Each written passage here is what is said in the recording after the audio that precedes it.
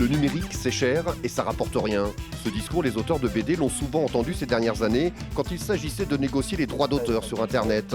Alors certains, comme Franck Bourgeron, ont décidé de se lancer dans l'aventure. Cela s'appellerait la Revue Dessinée, un trimestriel classieux de 200 pages avec de longues enquêtes journalistiques publiées simultanément sur du bon vieux papier et en version numérique pour tablette. L'ordinateur s'est transformé pour s'adapter au livre, pour prendre la forme d'un livre et venir dans les lieux où on lit les livres, c'est-à-dire dans son lit, dans son fauteuil, en déplacement, etc.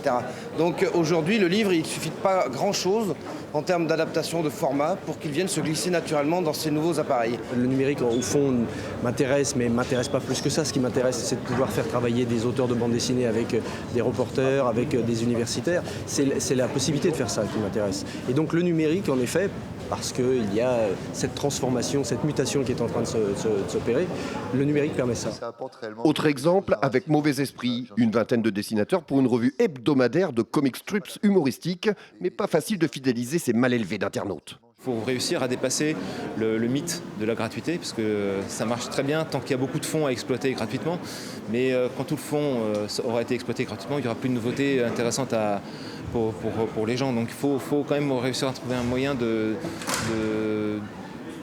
faire la création qui permet de rémunérer les auteurs sur Internet, et ce en plus pour des sommes modiques, puisqu'on a voulu faire quelque chose quand même de très très abordable pour les lecteurs.